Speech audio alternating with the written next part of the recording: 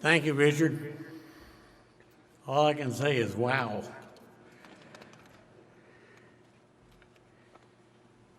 First, I'd like to congratulate Jimmy and Chad for your induction in the Hall of Fame and Janet's award for Janet. Very, very deserving. I'd like to congratulate all of the NASCAR inductees and all the people that voted for me. Thank you very much.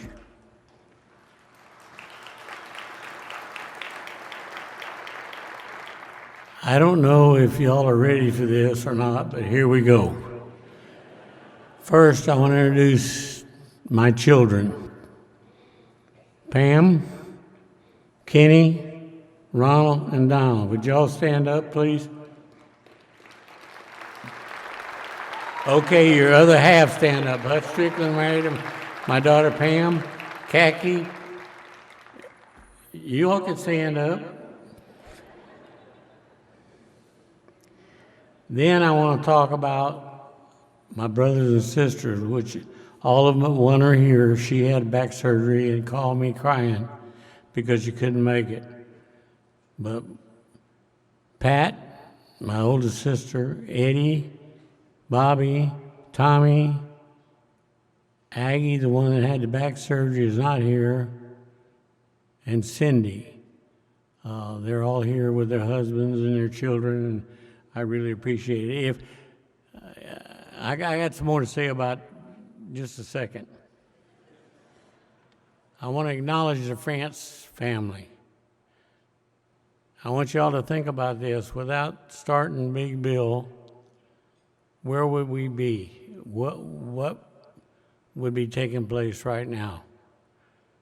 The France family has done wonders for our world, for the racing world. And I want to commend them and thank them for that, for giving me the opportunity to do something I love to do all my life. Thank you very much. Jimmy, I just can't thank you enough.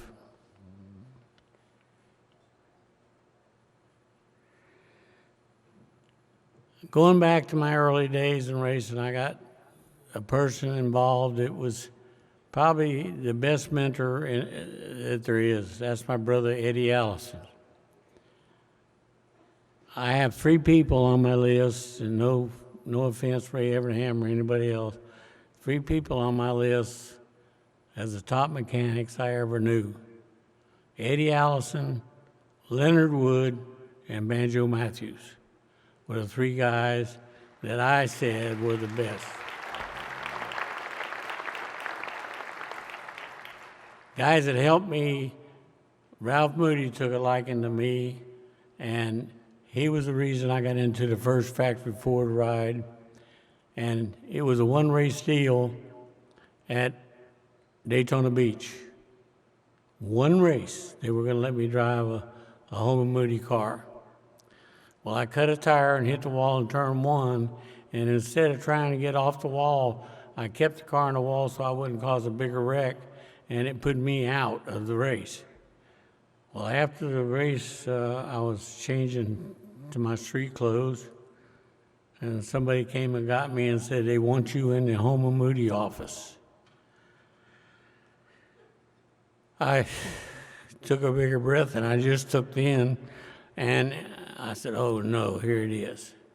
So I go in there, and John Calley, which was second in command, Jack Pastano was the big boss, John Calley was next, and I don't think he cared for me or Bobby too much, but anyway, he said, sorry you had trouble. You want to drive Banjo Matthews' car at Rockingham? What? Yes, sir. He said, you have to run a 427 motor. I don't care if I got to run a 999 motor.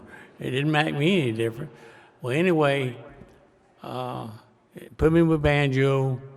I went and got him in the infield care center where he hanged out all the time.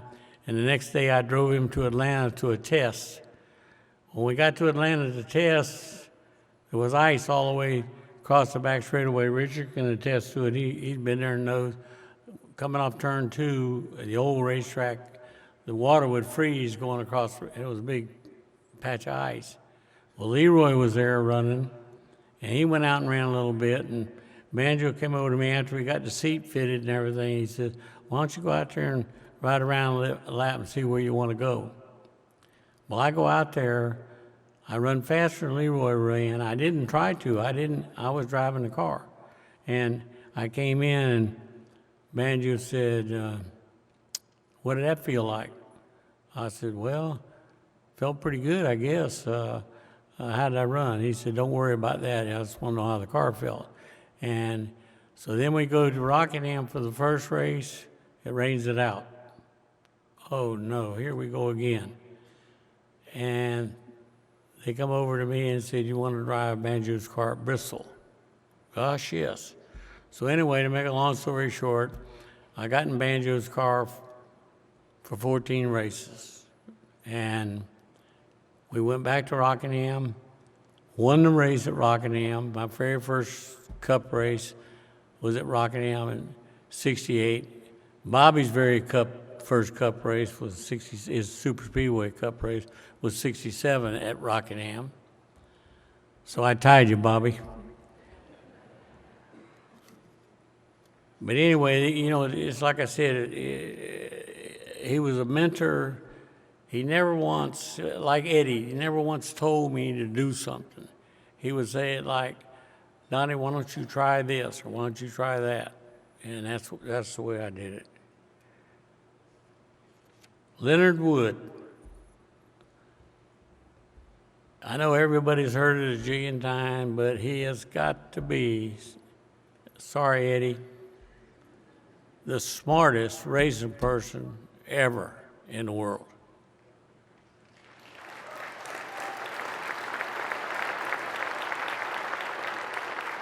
Eddie, like Leonard, understood what a race car was supposed to do. When I went to drive with the Woods Brothers, I went up there to drive a modified in '67. It was a car that Leonard had put together, and we were getting ready to go over to Martinsville to run a test before the 100-lap race. And he looks over at me, he says, it'll spin out. I said, what? He said, it'll spin out. Well, I go over there to run this car, and sure enough, we spun out. And so we take it home and to the shop, and we take the front spring out, we do a little work, change things around, we fix the throttle and everything. And I come back for the 100-lap race, and my brother Bobby's driving one of Jack Tant's cars. Everybody knows Jack Tant was a mechanic on Rick Hendrick's cars, the Flying 11. Bobby beat me in the 100-lap race. He won and I ran second. Well, we got a 300-lapper coming up, and I told Leonard, I'm going to change the left rear tire and get the sagger I want. They won't outrun us no more. Well, he couldn't find one. I thought I had one at home. I ran on my Super Modified. But anyway, Leonard and I are standing at the little shack. If you remember, Martinsville used to be a little shack where you signed in. And here comes Ron Harris's truck, trailer, and race car. And on that tire rack's one of them Hoosier tires. And I told Leonard, that's the tire we need. Well, he went and got Glenn. Glenn went and bought the tire. We put it on the left rear.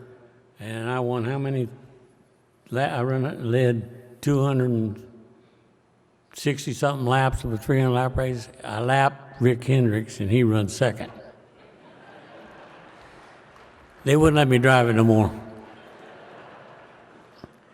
The next guy I want to say something about that I'm very indebted to was AJ Foyt. You know, he ran a lot of races. Strangely enough, it seemed like I followed him in the Cup cars. He drove the Woods Brothers car before I did. He drove Banjo's car before I did. He drove Hoss's car before I did. And I won a hell of a lot more races than he did. But anyway, he gave me the opportunity to go to Indianapolis, and how that transpired in 1970 at Daytona, I said, AJ, why don't you let me drive one of your cars at Indy? He said, you really want to do that, don't you? I said, yes, I do. He said, okay, I'll call you. Well, I'd heard that before, and I didn't really expect to get a phone call, but I did. He said, I want you to come to Houston. He said, you and Dad are going to put your car together. So we went out there and we got it off the rack. It was a 1968 Coyote. Eagle. It was not a Coyote car. And Tony Sr. and I put it together, and I went to Indy. I had a bad first couple of weeks, but things got better. I had a heck of a race at the end of the race with Bobby Unser and Mario Andretti, and I finished fourth and won Rookie of the Year. I ran the full 500 miles, and the next guy that did that was Nigel Mansell 20 years later. So that's a pretty good record. But anyway, AJ, he used to stay on me pretty bad about being a taxi driver, and I told him, I said, you know, AJ, a taxi is no different than anything else. When you turn the steering wheel, the car's got to turn. And then 71, I like all race car drivers, I think, say, I'm going to win Indy 500. Well, in 71, when I had a heck of a time, I was in a Coyote, and I was going to get bumped. So I got in a new car he had there, and in 2 laps practice, I qualified that car. And I only had carburation day to get it ready to run. And the end of carburation day, only one race car on the whole track ever ran as fast as I ran. That was Al Unser Sr. And friends, if they hadn't made me change my car all back around race morning in Tech, I think I would have won that Indy 500. I don't ever know. I finished 6th, but and I thank AJ for giving me that opportunity. Hoss Ellington, what can you say? He was the owner of that #1 car they show all the time that you know, everybody says, you know, one of the most important races in NASCAR. It is the most important. Mr. France. You know, the whole eastern seaboard was snowed in, so everybody watched that race, and how could you ask for anything better? 3 of the guys that crashed in the first 29 laps, 2 of them ended up crashing the last lap. And then, as Ken Squire so neatly spoke about, fought. I never fought. I don't care what that thing, I never touched the man, he never touched me. If he had, I'd have probably killed him.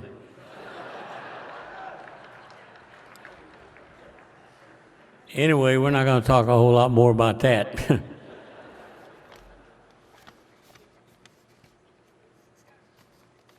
I don't have too much, don't worry. After I got out of driving myself, you know, I helped a lot of people. I helped them when I drove even and stuff. I mean, it was something I got from Ralph Moody in the early days on, and my brother Eddie.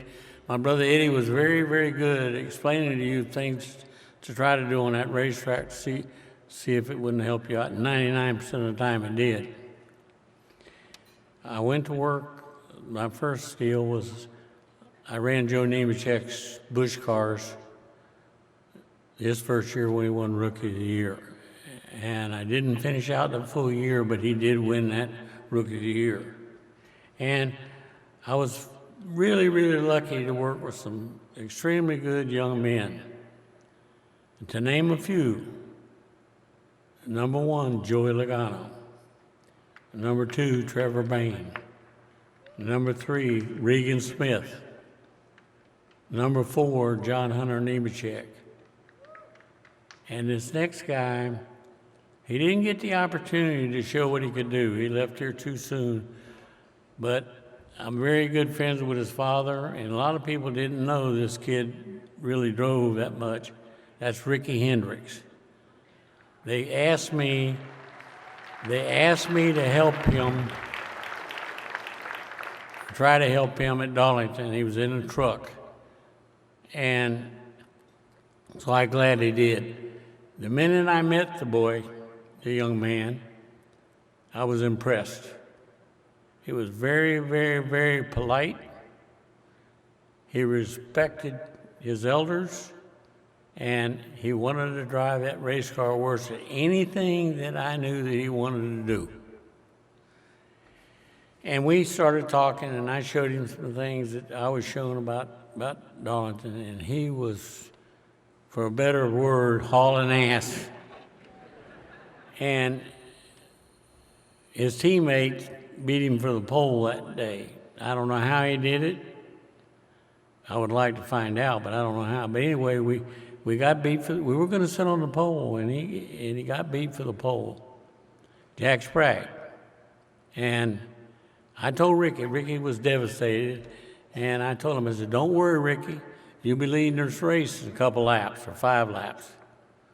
How many laps did it take for him to get to the lead, Rick? 2. I'm glad you said that because I know it was 2. But anyway, it's heartfelt, the pain of losing somebody that young with that much opportunity. But I'm going to tell you something, friends, he would have made a good one. Now I'm going to back up just a little bit and talk about one of the other young guys I helped, Joey Logano. Friends, he was 12 years old, driving an Allison Legacy car at Anderson, South Carolina. And we built, my sons, Kenny and Ronald Donald, built all the Legacy cars. And we tested it before we ever put it on the market. And it didn't have a front sway bar. And anyway, the car always pushed off the corner. No matter what you change, it would push off the corner. Joey kept saying, "I'm too tight off the corner, I'm too tight off the corner." So I got a brainstorm. I'm going to take all the sagger out of the front. We ran 1.25 inches in the front, 1.5 inches in the back. I'm going to take all the sagger out. Well, I didn't have a left side tire that would do that, but I had a right side tire that was 1/4 inch smaller than the right front. I put it on there, set the air and everything, and I told Joey, I said, "Now you watch this a lap or two till the tire gets worn the other way." He goes out. Now he's, I think, 12 years old, maybe not 13. Second lap, he come on the radio and said, "Buddy, that's it. That's what we're looking for." And ever since then, that's been what's happened. And he was probably 13 and a half, and I told his father, Tom and I are very, very close. I said, "He's ready to go to a late model, driving-wise, if you want to." I don't know physically if he can. He's a little skinny to run anyway. But the rest is history. I've been involved with him, his family, a long time, the beautiful people, and good a race car driver as you'll find. Okay. Thank you, Jimmy Creed. Jimmy Creed, the guy that gave me my ring, he wrote my book, Donnie Allison, as I recall. I met him. A guy in Alabama introduced us, said he works for a newspaper, he wants to write your book. I don't want to write a book. He says, yeah, he wants to do it. So he came and he talked to me and told me what he wanted to do. I said, let's do it. So we did, and we've been very, very successful with it. Thank you a lot, Jimmy. He helps me all the time. If he comes up and says something about me, it probably came from me, so don't worry about it.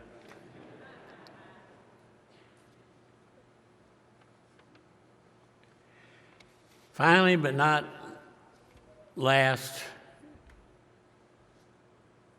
I want to say something about the most important person in my life. It's my wife, Pat Allison.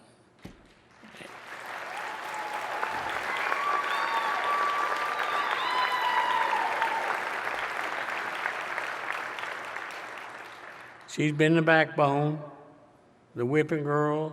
She's been everything you could think of, and the best mother a man could ever want for his children.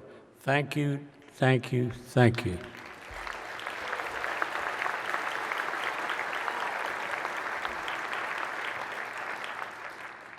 We've been married 63 years, and I was corrected on this, how to say this.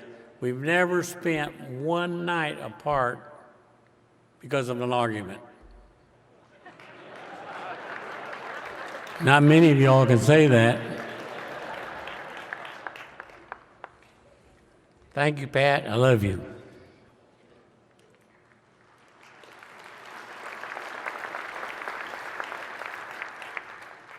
that's about the end of it. And the only thing else I would like to say is thank you, and thank you.